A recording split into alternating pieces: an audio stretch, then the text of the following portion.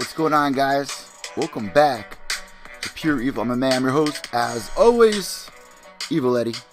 And hopefully we can stop this lag from going on, because that's one of the most annoying things I find with the internet lately, especially the OBS. I don't know what's going on with it. But welcome back to another episode of Pure Evil MMA. I'm your host, as always, Evil Eddie from PureEvilMMA.com. Go check out the new website, because it just dropped, and I'm really excited about that.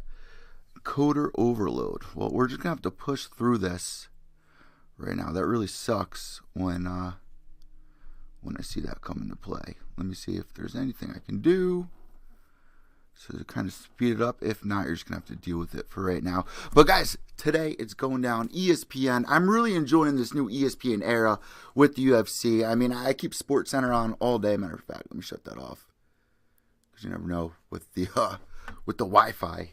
That could be lagging it. But this new era, ESPN Plus, and now we finally have our first card that's going to be on the big show, on big ESPN. And it's so cool when you're tuning in, over at a family's house that watches basketball or whatever, and they're hearing more and more about UFC, and they're gaining more and more appreciation for what we do here in the MMA scene. It finally feels like our time has arrived. And I was a little nervous going into it. I was a little nervous that the UFC was going to be hidden, like we kind of saw on Fox, Channel 271. Nobody's really hanging out on FS1. You go over to ESPN, there's millions of people that just literally keep that channel on idle all day.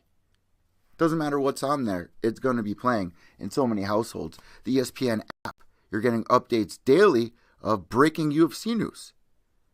So it's going to raise a lot of interest, and I think this is the perfect card to have to kick things off. You got the former heavyweight champ in Cain Velasquez going to be against Francis Ngannou, the former number one contender who actually had a title shot at one point. He had a lot of momentum behind him. Let me just check the stream real quick. He had so much momentum behind him. We see this a lot in the MMA scene where you win a couple of fights, then, after the Overeem knockout. I was talking with James McSweeney about this on episode 12 of Gloves Off.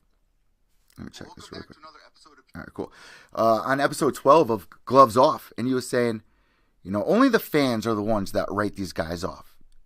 Francis Ngannou, when he was told by Dana White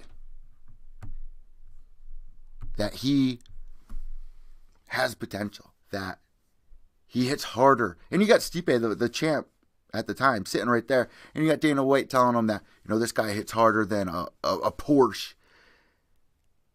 Imagine Dana White saying that to you. It's got to be like a drug. And James was saying, even when I was on The Ultimate Fighter and I heard Dana say, James McSweeney's the real deal.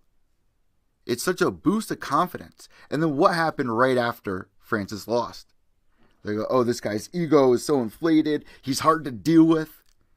We don't understand what his deal is. He doesn't want to do any groundwork. All he does. But before that, you didn't hear any of that. What did you hear? You heard nothing but praising. You heard nothing but yes men. And we've seen this so many times. Oh man, I wish they would just fix this encoder overload thing. Really pissing me off here. But this is the real test. And on everyone's mind, Cain Velasquez coming back after 2 years. They're like, well, and it's fair to say this. What can you expect? What's going to happen? 2 years is a long time. But go back for a second. Go back to UFC 200. Here, I got Tapology up right here. Go back to UFC 200. Which was his last fight. Almost 3 years. That's crazy. Almost 3 years. 2 years, 7 months ago. He looked phenomenal in that fight. Before that, he was out for a year. People were saying the same thing. How's he going to look?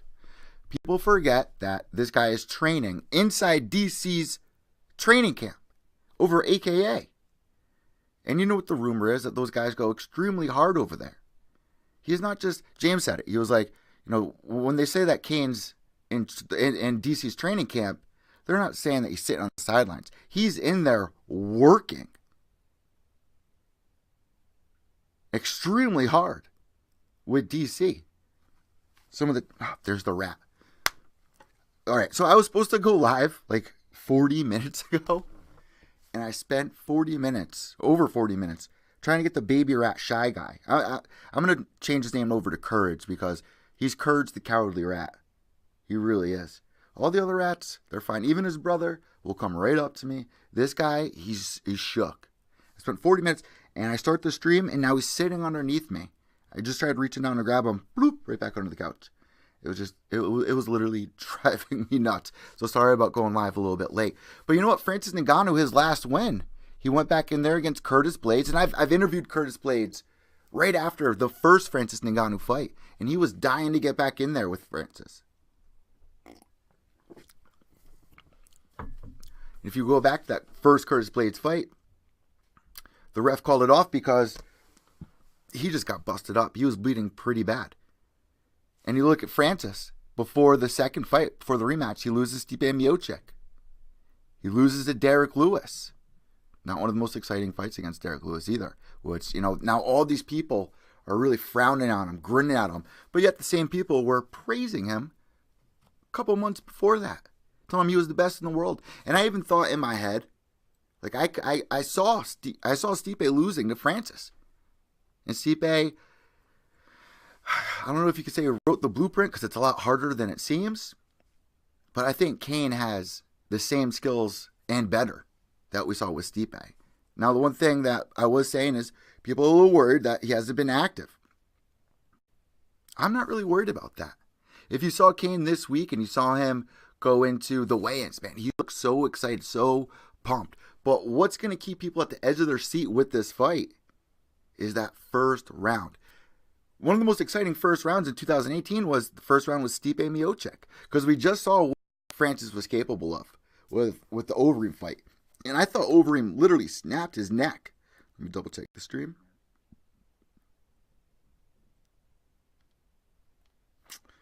Did I really lose? I don't know what he's saying that to. It's got to be like a drug. And James was saying, even when I was on the Ultimate Fighter and I heard Dan say, all right, I don't know why we're having encoder issues. It's really fucking pissing me off.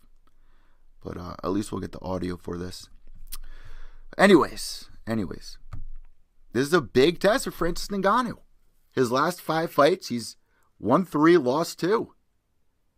And as these guys climb the ladder to get to the top spot, it clearly going to get harder and harder and harder. And to maintain that, like you see with DC, like you saw with Cain Velasquez. It's so hard to maintain a winning streak. It's so hard to maintain fighting with the top contenders. And the fans are so brutal, they'll write you off. Even though you're competing at the top of the top, the most elite fighters.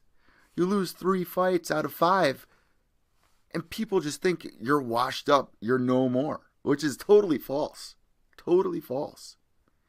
Now, if you're the UFC, who do you really want to win here? Do you want Francis to continue on his winning streak to get back to the number 1 spot to get the title shot? If he knocks out Cain Velasquez, which I could see that happening. Let's see what fans of Tapology are saying. 65% with Cain, 35% with Francis Ngannou. Now, even though Cain's a wrestler, and that's going to be his advantage here, because we did see Francis get really tired, and Cain has such great cardio.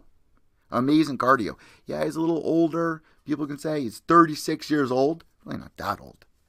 Francis, 32 years old. But Cain has been in these situations. He's faced adversity. It's not like this is the first time he's ever hit or ever fought a hard-hitting fighter. I do think Francis is probably the number 1 hardest-hitting fighter that we've seen in the last 4 or 5 years. But at the same time, Cain Velasquez, once he gets him down, I can just see him dismantling Francis and winning via ground and pound. I think that first round is going to be really competitive. I'm going to be at the edge of my seat. Everyone's going to be at the edge of their seat in that first round. Francis has a huge shot to win. You got 5 rounds here. 5 rounds. So is Francis going to kind of, switch things up, play things a little bit safer, be a little more slow? Like we saw with Chris Cyborg. She was going there destroying girls in the first round. And then she realized, all right, let me take it a little bit slower. And we saw it in the Tanya Evinger fight where she was more calculated and put together, not just going in there and just throwing haymakers? Are we going to see a new side of Francis? Has Francis been focusing? He's had to have been focusing much more on his wrestling here, defending takedowns and stuff. But can Francis catch Cain coming in? I can't wait. Let me know what you guys think down below in the comments here. And make sure you're following me on Twitter because I'll be doing live updates all night. Also at pureevilmma.com. Let me make my pick here. I could seriously see Francis winning this fight. I really could. And my heart is saying Cain. My gut is saying go with Francis here. That would be so huge if Francis does beat Cain. Think about that. He will be back on top. But then, you know what? People are so brutal. Even if he wins, they're going to say the same thing they said to Cain when he beat, the last couple of guys. Junior Dos Santos, when he beat Bigfoot Silva. Junior Dos Santos in the other fight. But you look back at Cain's career and people are like, oh, those guys were all older at the end of their career. No wonder why he won. Cain's overrated. And it's such bullshit. It is. It really is. If Francis beats Cain tonight, I do have a lot of respect for Francis.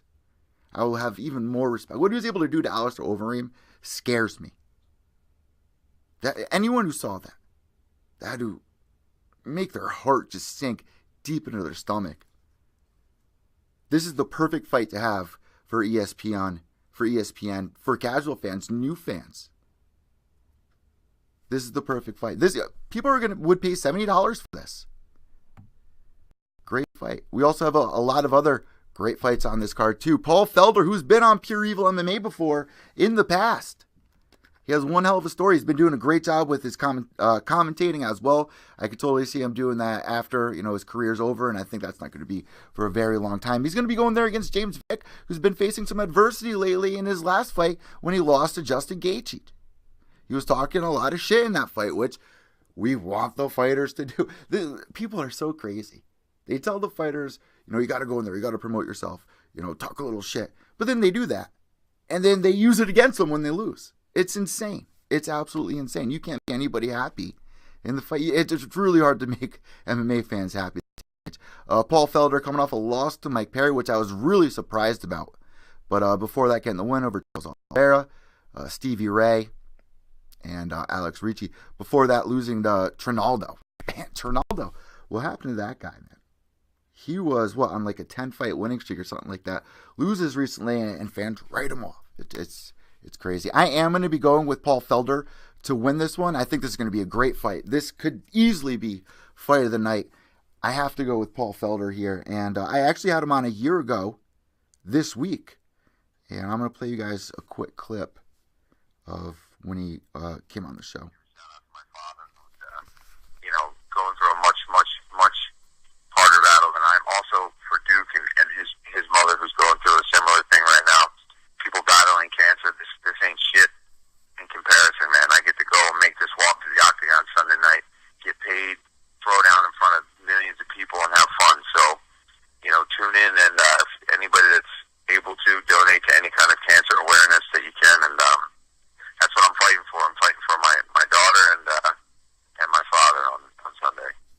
And we it's so funny. Another Sunday that he's fighting, and he's training with one of the best camps in the entire world. And it was kind of cool seeing him at the open workouts. He had his daughter on live stream, and he said it was his Valentine. I mean, he's such a stand-up guy, and a lot of people don't know he actually went to acting school.